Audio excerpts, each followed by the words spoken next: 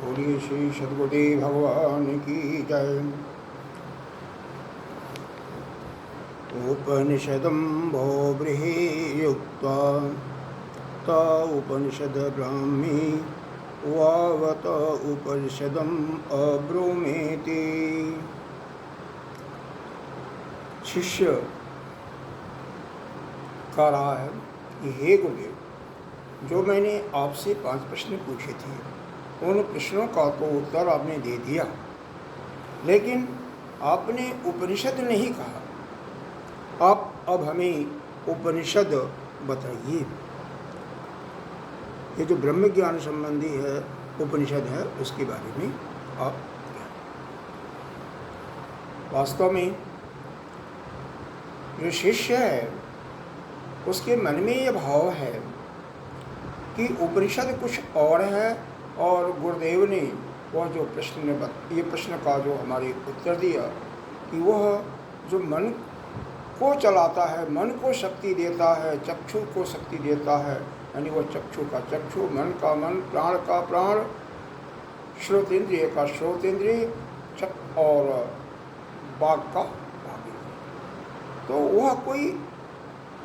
वह वास्तव में उसके समझ में है कि यह उपनिषद नहीं है। यह तो जो प्रश्न उसने पूछा था कि मन को कौन चलाता है, किसके शक्ति से मन चलता है, किसके शक्ति से वाणी चलती है, किसके शक्ति से श्रोत इंद्रिय चलती है, वह यह समझ रहा है। और गुरुदेव इसके बारे में बताया गया था कि गुरुदेव ने बता दिया कि यह जो उपनिषद तुम्हें सुनाया गया, जो तुम्हें यह उपनिषद ही है, इसमें और कोई साकारी साधन या शेषत्व नहीं है। तो यह भी बताया गया कि यह तो उस प्रकार से है जैसे आटा को पीस लिया, मशीन से पिसा लिया, और फिर कोई कहे कि इसको आटा को दोबारा पीसो। तो यह तो उसी प्रकार का प्रश्न बनता है। आगे जहाँ तक कल हुआ था उसे आगे चलती हैं।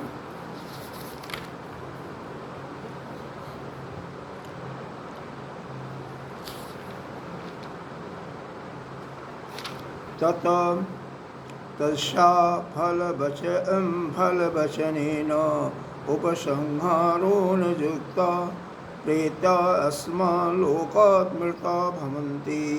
इसीलिए दूसरे खंड के 5वें मंत्र में यह बता भी दिया गया, इसका उपसंहार प्रकार से कर दिया गया कि प्रेत्या अस्मा लोका मृता भवन्ति। वह जो साधक है, जो प्रत्येक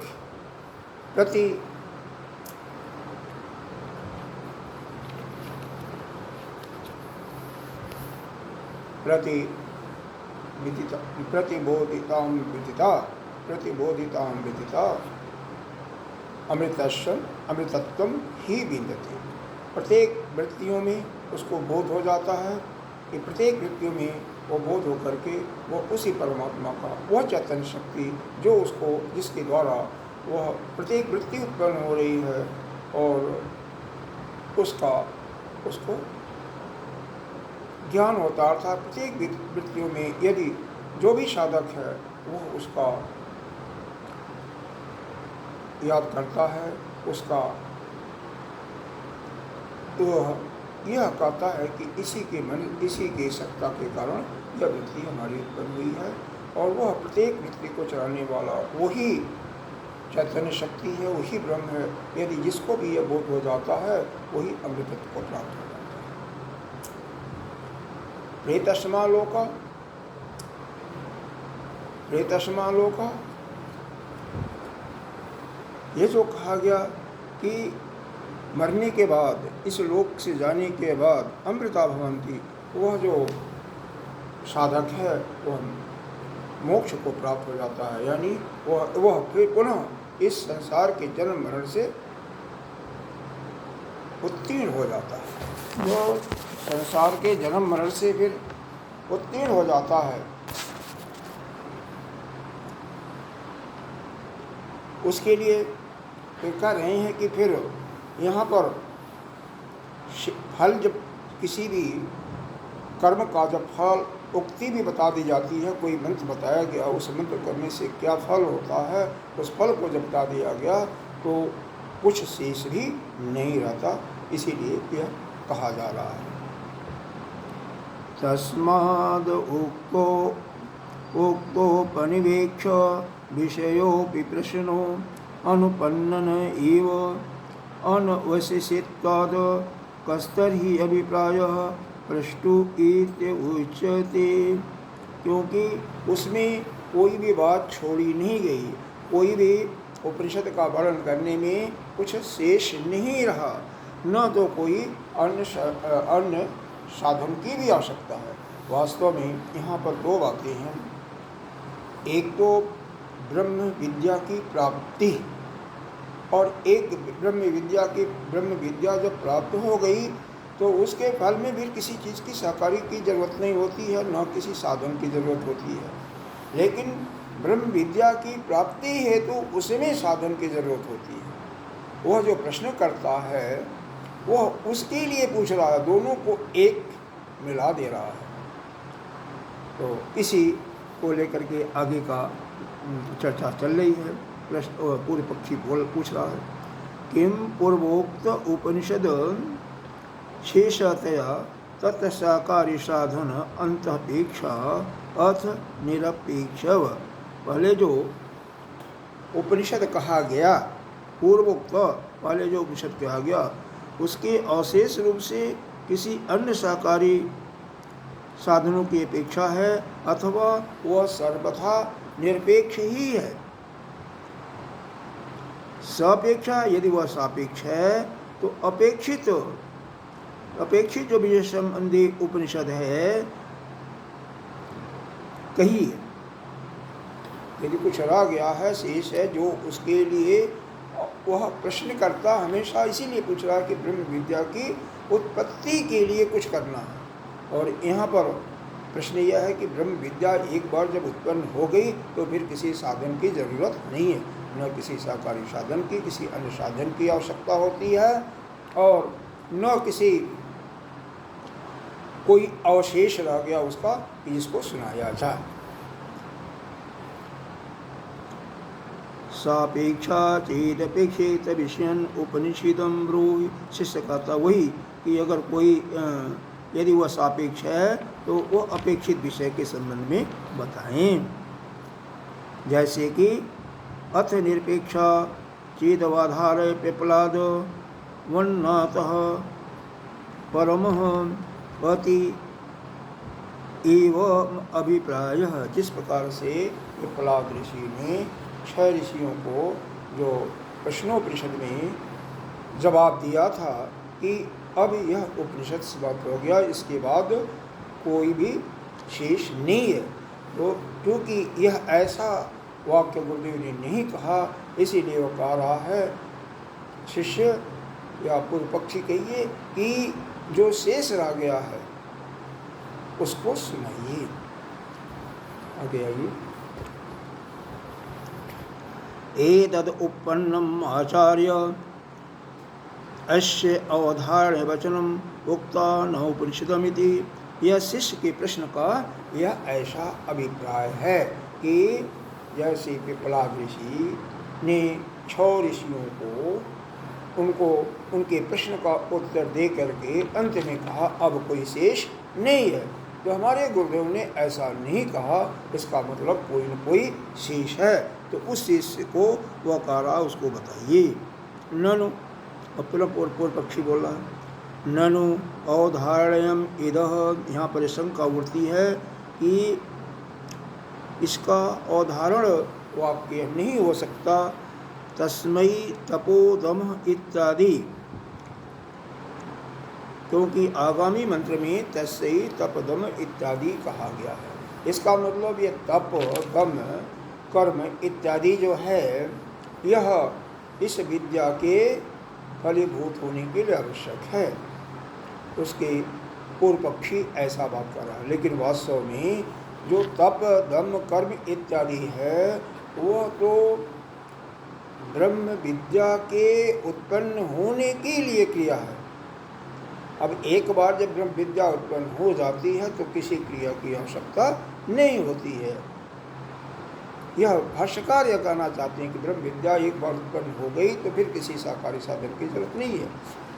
लेकिन यह दो विषय समझो इसको, एक तो ब्रह्म विद्या उत्पन्न होने के पहले की, उत्पन्न होने के लिए जो पूर्व कर्म किया जाता है तब दम अंतःकरण को शुद्ध करने के लिए, पवित्र करने के लिए, और दूसरा जब ब्रह्म विद्या उत्पन्न हो जाती है तो किसी भी कर्म की जरूरत नहीं होती है, किसी भी साधन की जरूरत नहीं होती है। तो वही वह जो पूर्व पक्षी है यहाँ पर उसको एक साथ मिला दे रहा कि जो ब्रह्म विद्या के उत्पन्न होने के लिए तप दम कर्म इत्यादि का प्राविधान आगे बताया जाएगा, उसी को वह मिला दे रहा है। सत्यम, यह समाधान तब हमारे भाष्यकार जी कर रहे हैं। सत्यम, सत्य है, वक्तुम उच्यते, तुमने सत्य कहा। ये कौन कहा? आचार्य के हिसाब से आचार्य ने कहा कि ये सत्य है। न उक्तोपनिषद से सत्य तत्सहकारी साधन अभिप्रायण हुआ, उसे प्रभुक्त उपनिषद के अवशेष रूप अथवा अन्य सहकारी साधन के रूप में नहीं कहा, बल्कि किंतु ब्रह्म विद्या प्राप्त उपाय अभिप्रायण वेद अंगैश्च सपाठेन समीकरण तप प्रभूति ताम, बल्कि वह ब्रह्म विद्या के प्राप्ति के उपाय बताने के लिए ऐसा कहा है, क्योंकि मंत्र में वेद और उसके अंगों का तप आदि का पाठ करके उनके यह ब्रह्म विद्या के उत्पत्ति के लिए उसकी आवश्यकता होती है, उसको बताया गया है। क्योंकि वेद और शिक्षा आदि, जो वेद के 6 अंग हैं, कौन कौन? वेद के 6 अंग हैं, शिक्षा, व्याकरण, छंद, ज्योतिष, निरुक्ति, इस प्रकार से यह 6 वेदांग के अंतर्गत आते हैं। तो यह जो वेद के अंग हैं, 4 वेद हैं, 4 वेदों में कौन कौन आते हैं? ऋग्वेद, यजुर्वेद, सामवेद, अथर्ववेद, ये 4 वेद और 6 अंग, ये 10 शास्त्र की बात हो रही है। इस शास्त्र इनके अंतर्गत जो कुछ बताया गया है, जो कर्म का प्रोविजन है, कर्म का विधान है पूर्वमीमांसा में वेद के अंतर्गत, वह केवल ब्रह्म विद्या के प्राप्ति के लिए ही है, न कि ब्रह्म विद्या प्राप्त हो जाने पर किसी कार्य की जरूरत होती है।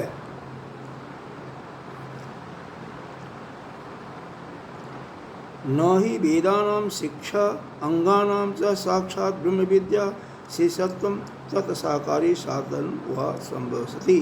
अतः यह तप यज्ञ कर्म इत्यादि का ब्रह्म विद्या जब एक बार प्राप्त हो जाती है तो किसी साधक के अंदर जब अंदर उसके हृदय में आविर्भूत हो जाता है तो किसी भी साधन की आवश्यकता नहीं होती है।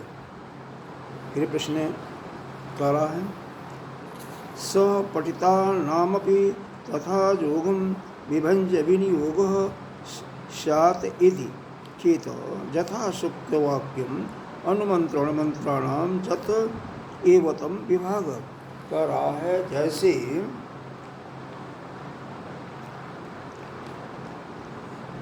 वेदांग के साथ पढ़े हुए जो तप आदि का विधान है, सुक्त इत्यादि का, किसी भी कर्म किसी देवता की उपासना में पहले भी करते हैं और अंत में भी उसके अस्तित्व को वही करते हैं। जैसे आपका कोई सूक्त पुरुषोत्तम है तो उसका पाठ पहले भी कर देते हैं, बाद में भी कर देते हैं, तो उसके करने का वास्तव में है क्या?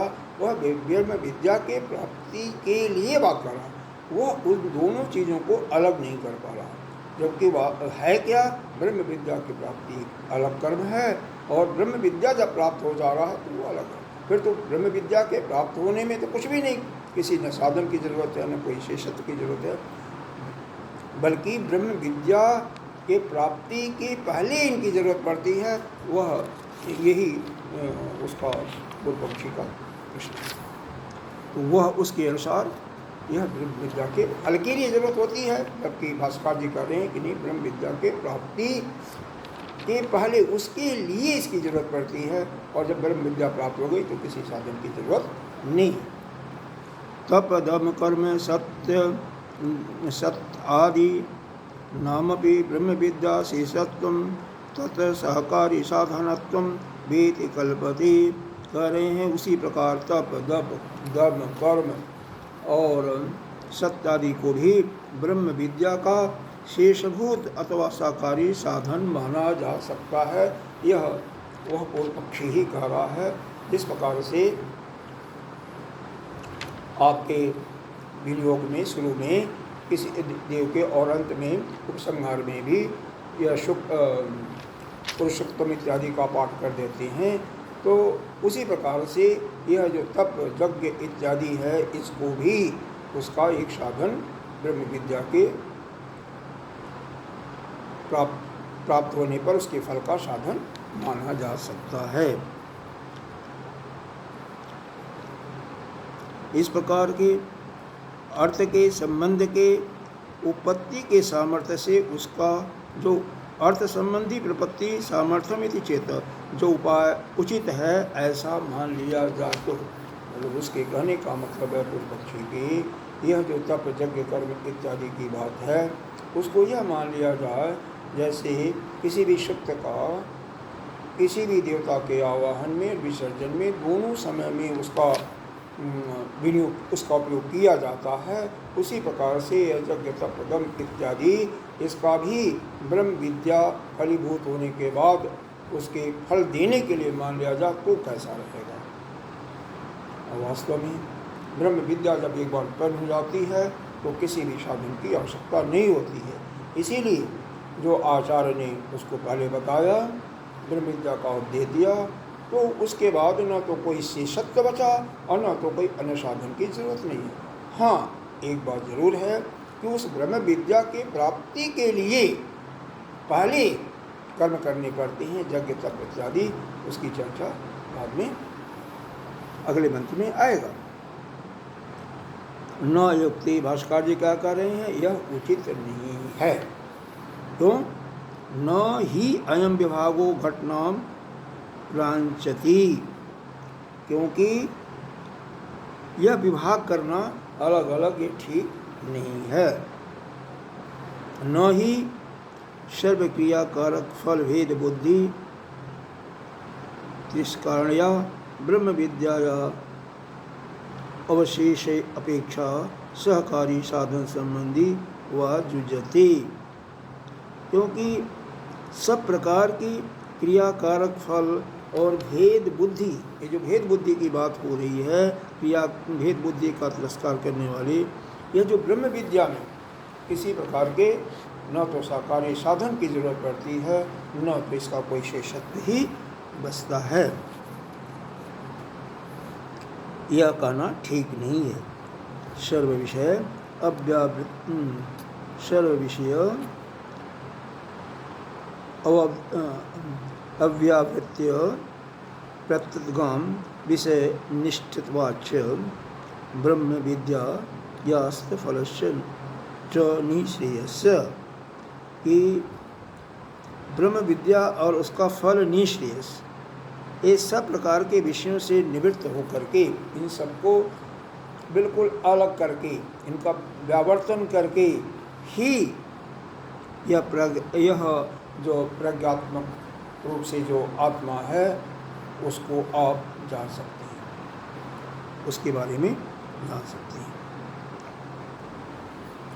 जैसे कि यह कहा गया है, मोक्षम इक्षण सदा कर्मम त्यजेत एव समाधानम त्यजत ही तत्ज्ञेयम त्यक्तु प्रत्य उपरम पदम तस्मात् कर्मणाम साकृत्यम कर्म शेष अपेक्षा व न ज्ञान पद्धति।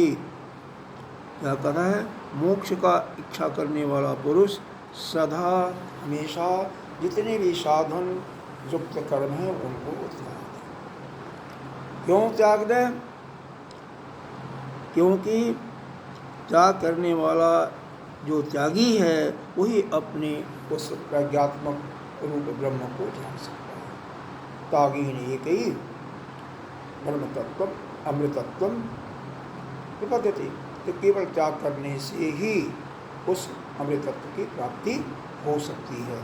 इसीलिए जो वास्तव में उस अपने आत्मा का प्रत्यक्ष आत्मा का दर्शन करना चाहता तो उसके लिए तो किसी की कर्म की जरूरत ही नहीं है, तो उसको तो छोड़ना पड़ेगा, उसका परिवर्तन करना ही पड़ता है। अतः कर्म को ज्ञान की किसी न को साकारी साधन की आवश्यकता पड़ती और न तो किसी शेषत्व की जरूरत है। कर्म और ज्ञान दोनों मार्ग अलग अलग हैं, क्योंकि जो भी हम कर्म करते हैं उसका फल हमेशा रहने वाला नहीं होता, वो अनित्य होता है। और ज्ञान एक बार जब प्रकट हो जाता है तो हमेशा हमेशा के लिए रहता है। तो यहाँ पर इस प्रकार से समझना चाहिए कि ब्रह्म विद्या की प्राप्ति के पूर्व जो कर्म किए जाते हैं उसमें साकारी साधन और शेषत्व की जरूरत है, लेकिन एक बार जब ब्रह्म विद्या प्राप्त हो जाती है तो उस अपने आत्मा का दर्शन के लिए या मोक्ष की प्राप्ति के लिए किसी चीज़ की आवश्यकता नहीं। तस्मात् अब यहाँ पर निष्कर्ष दे रहे हैं, इसलिए औदाहरणार्थव्य प्रति प्रश्न प्रतिवचन साध उपपदते, ऐसा मानना ही ठीक है। अर्थात इस एतान अन्य एवं उपनिषद उक्त निरपेक्षा मृत्वा है, अमृत प्राप्ति के लिए किसी अन्य साधन की जरूरत नहीं है, और जो उपनिषद कहा गया है वह बस इतना ही है। आइए अगला मंत्र जानते हैं। तस्यै तपोदमः कर्मेति प्रतिष्ठा वेदा सर्वांगानि सप्तम आयतन, यानी उस उपनिषद की तप दप कर्म तथा वेद और संपूर्ण वेदांग ये प्रतिष्ठा है, सत्य ही उसका आयतन है। यानी जिसको भी ब्रह्म विद्या प्राप्ति करनी है तो ब्रह्म विद्या की प्राप्ति के लिए यह कर्म करना चाहिए। अब यहाँ पर उपासना का विवरण दिया जा रहा है कि उपासना करनी चाहिए। क्या? तप दम तस्य एव, मतलब उसके लिए विद्या की प्राप्ति के लिए कर्म प्रतिष्ठा इत्यादि करते रहना चाहिए। आइए भाष्य करते हैं। तच्छ भक्ष्यमाणास्य उपनिषद तपो ब्रह्मचर्य आदि दम उपशम कर्म, यानी आगे कहे जाने वाले की जो उपनिषद की यह तप ब्रह्मचर्य आदि, दम का मतलब इंद्रिय निग्रह, उपशम ब्रह्मचर्य आदि, दम तप का दम क्या बता रहे हैं? तप का मतलब दे रहे हैं ब्रह्मचर्य आदि, उपशम दम का उपशम यानी इंद्रियों का निग्रह, कर्म का अग्निहोत्र आदि जो कर्म वेद के पूर्व मीमांसा में बताए गए हैं उनके लिए बात की जा रही है। प्रतिष्ठाश्रय यही इसका आश्रय है। एतेषु ही इनके होने पर ही तत्स ब्रह्म विद्या उपनिषद प्रतिष्ठा भवति, तभी इनके होने पर ही वह ब्रह्म विद्या की होने पर ही उस वेद की प्रतिष्ठा है। वेदा चत्वार अंगानि च सर्वाणि, इसी प्रकार वेद के यह चारों अंग की बात हो रही है। वेदांग भी प्रतिष्ठा ही है। प्रतिष्ठेतु जाम इमाम ब्राह्म उपनिषदम तव आग्रे अब्रूमीति, तुम्हारे सामने जिस ब्राह्मी उपनिषद का वर्णन किया गया है, यानी जिस ब्रह्म को प्राप्त करने के लिए उपनिषद का वर्णन किया गया है, उसे पूर्व कथित उपनिषद की प्राप्ति के लिए, तो उस के प्राप्ति के लिए तप आदि है, वह उसके प्राप्त होने पर इनकी कोई आवश्यकता नहीं है। शरीर, इंद्रिय, यह क्या ज्ञान है? तप का परिभाषा यहाँ पर दिया जा रहा है। तप का मतलब काय इंद्रिय मनसाम समाधानम, मतलब काया मतलब शरीर से, इंद्रिय से और मन का समाधान ही तप है। मतलब इनको संरख करके जो भी हम कर्म करते हैं उसी को तप कहते हैं। दम का मतलब उपशम, दम का मतलब इंद्रियों का बिल्कुल निग्रह कर देना। और दम कर्म का मतलब अग्निहोत्रादि आदि कर्म जो बताया गया है। एतहि संस्कृतस्य सत्य शुद्धि द्वारा तत्व ज्ञानोपदिष्टा, पर इनके द्वारा ही संसार जगते हुए पुरुषों को ही चित्त की शुद्धि के द्वारा तत्व ज्ञान की उत्पत्ति देखी गई है। यानी उसके अंतःकरण की शुद्धि के लिए यह तप, यज्ञ, कर्म आदि की जरूरत है। और जिसका अंतःकरण शुद्ध हो जाता है इस तप, सम, दम, यज्ञ इत्यादि के द्वारा, वही उसी के अंतर्गत वह प्रत्यगात्मा का अनुभूति होता है। तो उस ब्रह्म विद्या के प्राप्ति के पहले इसकी जरूरत पड़ती है, प्राप्ति होने के बाद किसी चीज़ की आवश्यकता नहीं होती है। एतहि संस्कृतस्य, कहते हैं इनके द्वारा संस्कार युक्त सत्य शुद्धि द्वारा, पुरुषों को जो सत्य शुद्धि के द्वारा ही तत्व ज्ञान उपपत्ति दिष्टा, तत्व ज्ञान की प्राप्ति होती है। दृष्ट्वा ही अमृततम कल्मषोक्तेषि ब्राह्मण्य प्रति उत्पत्ति विपरीत प्रतिपत्तिश्च यथेन्द्र विलोचन प्रभूति न। उन पर पुरुषों को उपदेश जाने पर भी, जैसे ब्रह्म, इंद्र और विलोचन को उपदेश देने के बाद भी उनकी ब्रह्म विद्या की उत्पत्ति कोई उल्टा सोच लिया, किसी को कुछ भी नहीं मालूम हुआ। और जैसे विरोचन पहली बार में जब ब्रह्मा जी ने उपदेश देते हैं कि दाईं आँख में दिखाई देने वाला पुरुष ही ब्रह्म है, तो वो शरीर को ही आत्मा मान करके चले जाता है। लेकिन वहीं पर इंद्र 100 वर्ष तक तपस्या करते हैं, 3 बार जाते हैं, चौथी बार में उनको वही उपदेश जो पहले दिया गया था, वही उपदेश आचार्य देते हैं, ब्रह्मा जी देते हैं। और उसी उपदेश से जब उनका पाप कलमश जो है उनके अंतःकरण का क्षीण हो जाता है, तो उसी उपदेश से उनको ज्ञान की प्राप्ति, ब्रह्म विद्या की प्राप्ति हो जाती है। इसके बाद तस्माद् इह अतः इस जन्म में, तस्माद् इह बात एतेषु व बहुष जन्मांतरेषु तप आदि भी कृत सत्य शुद्ध ज्ञानम संपद्ये यथाशतम। तो कह रहे हैं कि बिना इस तप, यज्ञ,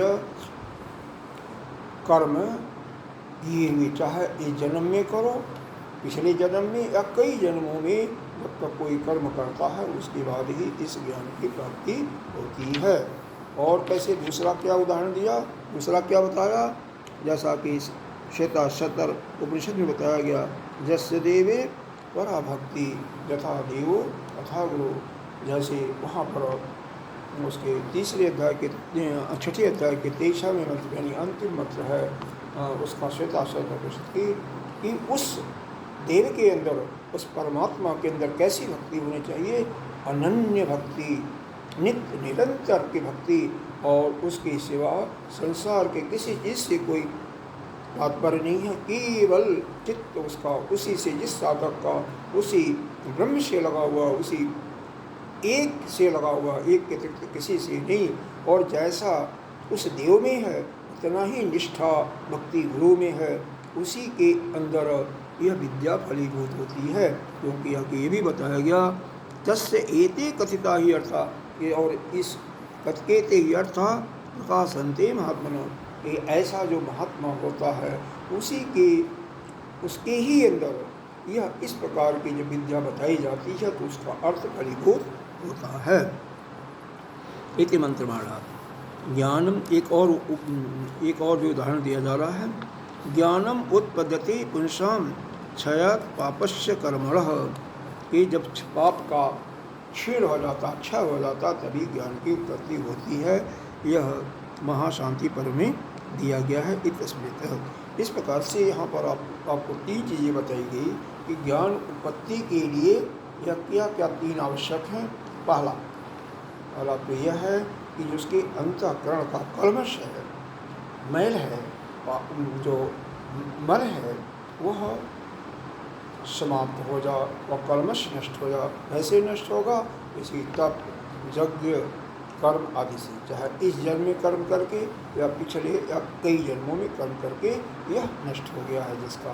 दूसरा, जिसकी नित्य निरंतर वह पराभक्ति अपने गुरु के साथ, आराध्य के साथ है, परमात्मा के साथ वैसे ही निष्ठा जो साक्षात अपने गुरु के साथ वैसे ही भक्ति करता है, उनके अंदर वही श्रद्धा रखता है,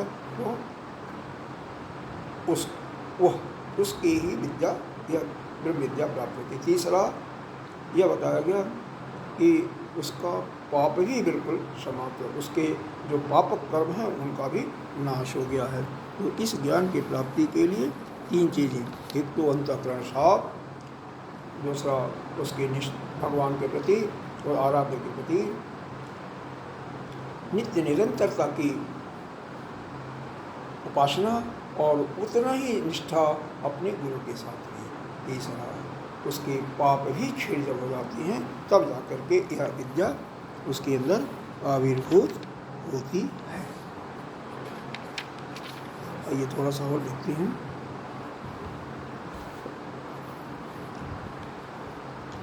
इति शब्दः उपलक्षणत्व प्रदर्शनार्थः। मूल मंत्र में इति शब्द यह उपलक्षण प्रदर्शित करता है। इति एवं अन्यत अपि ज्ञानोत उपपत्तिर्पकारकम अमानित्यम, जैसे कि गीता जी में भी बताया गया है कि अमानित्यम, अदम्भित्वम, अहिंसा, शांति, आर्जवम, आचार्योपासनम, शौचम, स्थैर्यम, आत्मनिर्भर। मतलब अमानित्यम,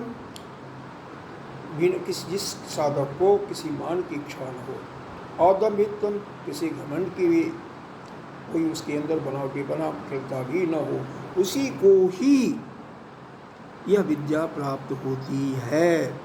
इस प्रकार की ज्ञान की उपलब्धि के लिए यह सभी जरूरी है, जो कि 13वें अध्याय के गीता जी के 7वें श्लोक में बताया गया है।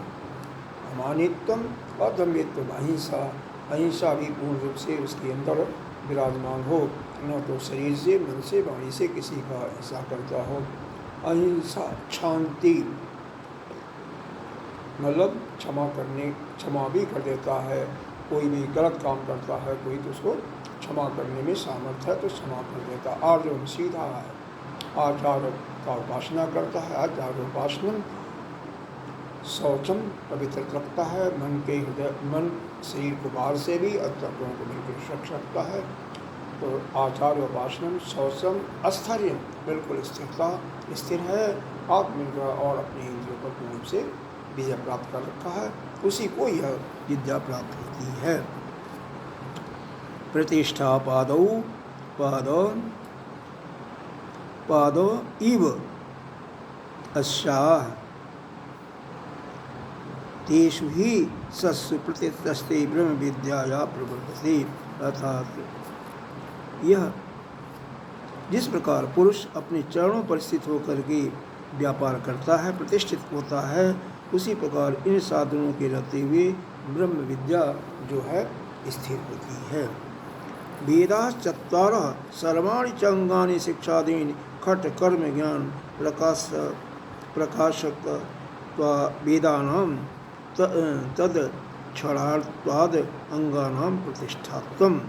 कह रहे हैं यह ऋग्वेद 4 वेद, ऋग्वेद, यजुर्वेद, सामवेद, अथर्ववेद, और यह शिक्षा के यह 6 अंग जो बताए गए हैं, शिक्षा, अभी बताया गया था शिक्षा, कल्प, निरुक्ति, छंद, व्याकरण और ज्योतिष। यह इस प्रकार से यह 10 शास्त्र यह ज्ञान के पास होने के कारण वेद और उनके रक्षा के कारण से इसकी प्रतिष्ठा कहा गया है, क्योंकि बिना इनके प्रतिष्ठित हुए इनको अपने अंदर धारण किए हुए वेद का अर्थ ठीक से समझ में नहीं आता है, अवतरित नहीं होता है। अथवा प्रतिष्ठा शब्द की पाद रूप कल्पनार्थ यह चरण रूप से कल्पना की गई है। इसीलिए वेद उस ब्रह्म विद्या की शिर आदि अपूर्ण सर्वांगान शिर आदान सही संपूर्ण अंग हैं। मतलब यह अंग हैं और यह सभी के पाद से लेकर के सभी अंग हैं विद्या के, ब्रह्म विद्या के, और बिना इसके उसका अवधारण अपने अंदर नहीं होता है। आगे बता रहे हैं, अस्मिन् पक्षे शिक्षादीनां वेद ग्रहणे हुए ग्रहणम कृत्वा प्रत्येतव्यम। इस पक्ष में शिक्षा आदि का वेद का ग्रहण करने से ही ग्रहण किया मानना चाहिए, मतलब 6 शास्त्र को समझने के बाद ही, क्योंकि यह अंगिनी ही गृहते अंगानी, यह जो अंगों के ही अधीन यह अंग होती हैं और इनके गृहीत होने पर ही अंग भी तथा अर्थात अंगानम वह भी गृहीत हो जाती हैं। यहीं पर इसके आज इसको विराम देती हैं, कल इसका आगे का अगला मंत्र और इसमें कुछ बचे है वो पूरा किया जाएगा। ओम पूर्णमद पूर्णमिदं पूर्णस्य पूर्णमादाय पूर्णमेवावशिष्यते। ओम शांति।